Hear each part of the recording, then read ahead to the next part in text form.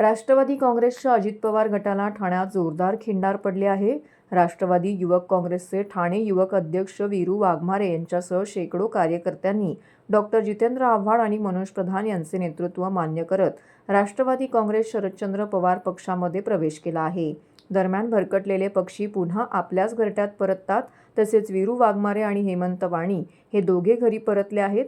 विशेष म्हणजे वीरूला त्याच्या आईनेच परत पाठवलं आहे, असे डॉक्टर जितेंद्र आव्हाड यांनी सांगितले.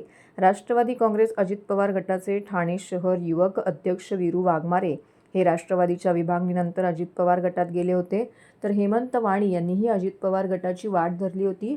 मात्र ठाणे शहरातील राष्ट्रवादी अजित पवार गटाचे नेतृत्व करणाऱ्या कार्यकर्त्यांना योग्य तो सन्मान देत नसल्याचा आरोप करत युवक अध्यक्ष वीरू वाघमारे, सरचिटणीस हेमंत वाणी यांनी बुधवारी सायंकाळी राष्ट्रवादी काँग्रेस शरदचंद्र पवार पक्षामध्ये प्रवेश करत डॉक्टर जितेंद्र आव्हाड यांना वाढदिवसाची भेट दिली आहे. या प्रसंगी जिल्हाध्यक्ष मनोज प्रधान आणि युवक अध्यक्ष तथा गटनेते अभिजित पवार यांनी या सर्व कार्यकर्त्यांचे पक्षात स्वागत केलं. यावेळी डॉक्टर जितेंद्र आव्हाड हे सर्वसमावेशक नेतृत्व आहेत. शिवाय जिल्हाध्यक्ष मनोज प्रधान आणि युवक अध्यक्ष अभिजित पवार हे कार्यकर्त्यांना सोबत घेऊन चालणारे असल्याने आम्ही स्वगृही परतत आहोत. अखेरीस निजामाच्या तावडीतून सुटका झाली, असं यावेळी वीरू वाघमारे यांनी सांगितले. ठीक आहे, पक्षी कधीतरी वाट चुकतात, परत घरट्यात परत येतात. कारण का मी कधी कुठल्याही पक्ष कार्यकर्त्याला म्हणजे मी त्याच्या घरातला एक मेंबर असायचो.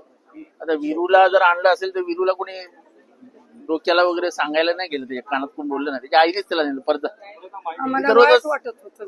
तिला दररोज वाईट वाटायचं की त्याने आवड साहेबांना सोडलंच कशाला.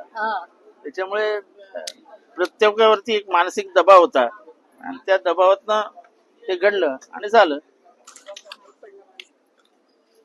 आणि दोघही हेमंत वाणी तर माझ्या घरातच असायचा. हे मलाच कळलं नाही मला का सोडून गेले. ठीक है, भूला हुआ बिछड़ा हुआ फिर घर लौट वापस आता है.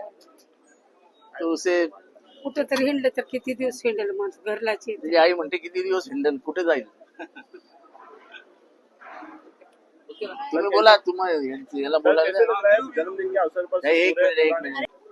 मी गेलो का हे मला समजलं नाही. ठीक आहे गेलो, पण एक मला 15 दिवसानंतर एक साहेबांचा फोन आला. एक 7-8 फुलं वाहिली माझ्यावर. नंतर सांगितलं संपलं आता, चल बस झालं.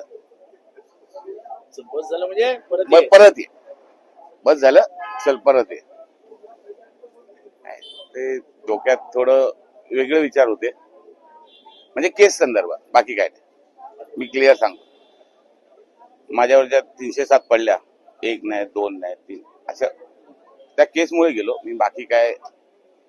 पण नंतर त्याच केस साहेबांनीच काढायला चालू केल्या. मग आता बोलले तिकडे राहून काय उपयोग आहे. ते साहेबच काम करतात, तेच करतात. आणि माझं घर, मी सुरुवात राजकारणाची एक पहिली अशोकरावांपासून, नंतर दुसरा बाप म्हणजे माझे आवडत. मला शिक्षण मंडळ त्यांनी दिलं. ठाण्यात ओळख ही साहेबांमुळेच आहे माझी, आणि साहेबांमुळेच राहील. राजकारणामध्ये जन्मच माझा आवड साहेबांच्या इथं झाला. 2002 साली आमच्या घरांना तोडण्यासाठी महानगरपालिकेची नोटीस लागलेली. वय होतं माझ्या मते 17-18 वर्ष. त्या वर्षी साहेबांनी घर वाचवलं. त्या दिवसापासून 2022 पर्यंत आम्ही साहेबांसाठीच काम करतो. साहेबांसाठी पण काही घडामोडी झाल्या, काही आमचे निर्णय चुकले. फक्त एकच सांगतो एका शॉर्ट वाक्यात, की आज या ठिकाणी प्रवेश करताना, या सर्व माहोल बघताना आणि 4 वर्षात ज्या गोष्टी भोगल्या, त्यातून एकच वाक्य सांगतो की निजामाच्या दरबारातून आज सुटका झाल्यासारखं.